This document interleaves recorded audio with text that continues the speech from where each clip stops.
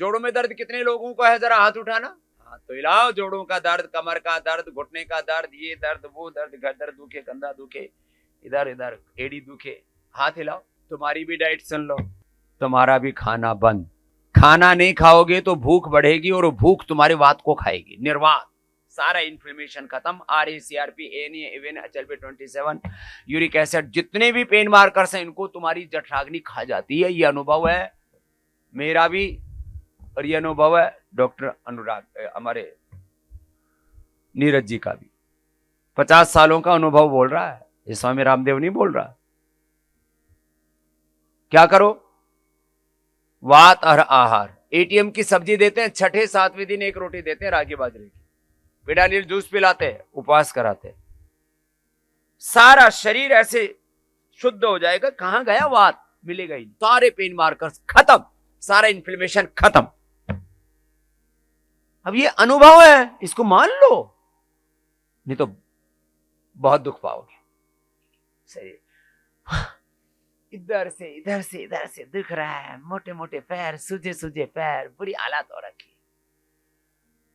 और 7 दिन, मात्र 1 से 2 सप्ताह, कोई लंबी चौड़ी कहानी नहीं है। और फिर घोड़े की तरह, हिरण की तरह दौड़ते फिरोगे। ऐसे कफ वालों को ये वात आ रहा है, कफ वालों को खाली अनार, खजूर और चना, बस ये 3 चीज खाली। 1 से 2 सप्ताह, सारे कफ की प्रॉब्लम खत्म। और मोटे लोगों को तो खाली 3 ही चीज लेनी है। पहले नींबू पानी पर उपवास, फिर नारियल पानी पर उपवास, फिर लौकी पर उपवास। और फिर तुम खुद देखोगे, अरे रोज 2-2 किलो वजन कम हो रहा है। 2-2 किलो डेली। बहुत खा लिया। हाँ, अभी जो बोलते रहते ना जी हमारा तो वजन कम ही नहीं होता, सब सुन लो। ए सुधा, तेरे लिए भी है।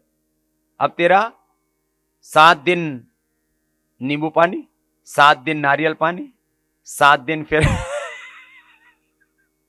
लौकी जूस, 7 दिन फिर पाइनएप्पल का जूस।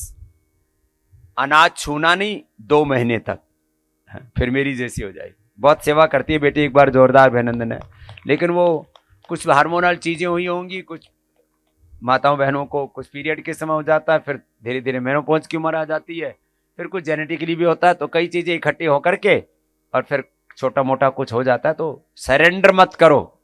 क्या बोला मैंने? बीमारियों के सामने सरेंडर नहीं करना।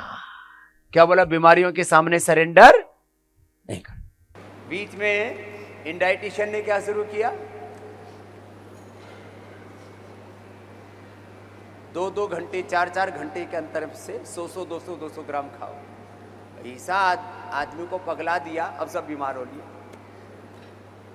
मैंने आरोग्य के 2 सूत्र कहे थे कल आपसे। 1 भुक्तम सदा आरोग्यम, 2 भुक्तम बलवर्धनम, 3 भुक्तम सदा रोगम, 4 भुक्तम तुम मारकम। मार दिए लोग।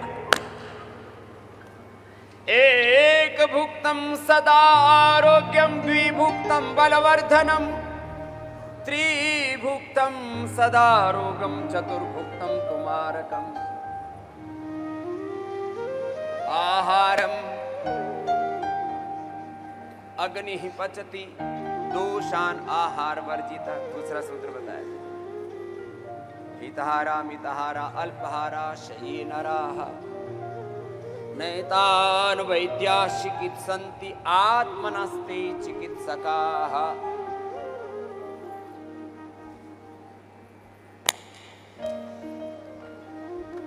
आरोग्य के 3 सूत्र याद रखना। क्या बताए 3 सूत्र? कुछ तो सुनते ही रहते हैं बावड़े, याद कुछ नहीं रहता। बोला हाँ बाबा जी बहुत अच्छी बात बता रहे हो, कुछ याद भी रख लिया कर, कुछ दिमाग से भी काम ले ले मेरे भाई। लंबे लंबे श्वास करो। सूर्य नमस्कार 10 बार रोज करना है। जो सूर्य नमस्कार नहीं कर पा रहे हो, बैठे बैठे स्थित कोणासन चक्रियासन करो, उल्टे लेट करके मकरासन भुजंगासन करो जी। आर्य देव जी महात्मा,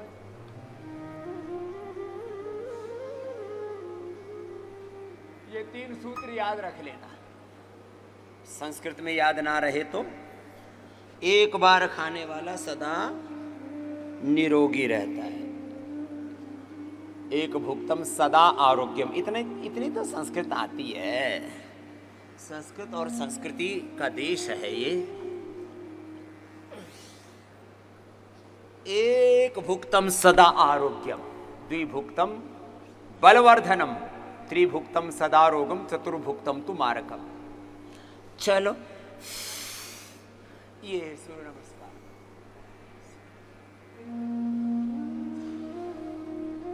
जो मजबूत भाई हैं वो 10-20 बार ऐसे ही कर लेना भाई बहन। एक सूत्र, कितनी बार खाना, फिर कैसे खाना, चबा चबा के खाना, अपनी प्रकृति के अनुकूल, रित भुक हित भुक वित भुक। युक्ताहार विहारस्य युक्त चेष्टस्य कर्मसु, युक्त स्वप्नावबोधस्य रोगो योगो भवति दुःखहा।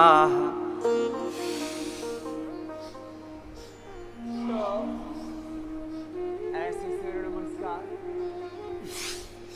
अपने अपने सामर्थ्य के अनुरूप कर लेना।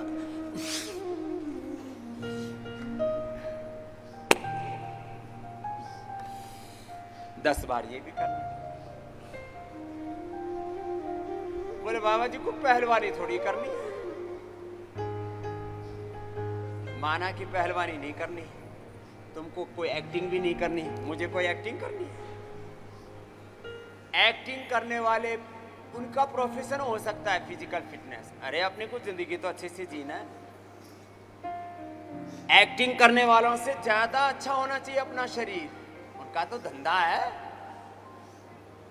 और ज्यादातर एक्टर 99% 50 के बाद एक्टर हो, ये सो कॉल्ड बॉडी बिल्डर जो अलग अलग तरह से अपने मसल्स बनाते हैं ना, बड़ा दुख पाते हैं।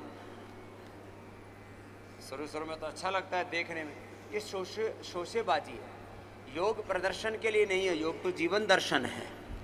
लेकिन योगी का आरोग्य भी तो ऐसा होना चाहिए ना, सारी दुनिया उस जैसा बनना चाहे। तो तुम अपना आरोग्य ऐसे बनाओ, अपने घर में माँ बाप अपने बच्चों के लिए role model, icon, inspiration, motivation होने चाहिए।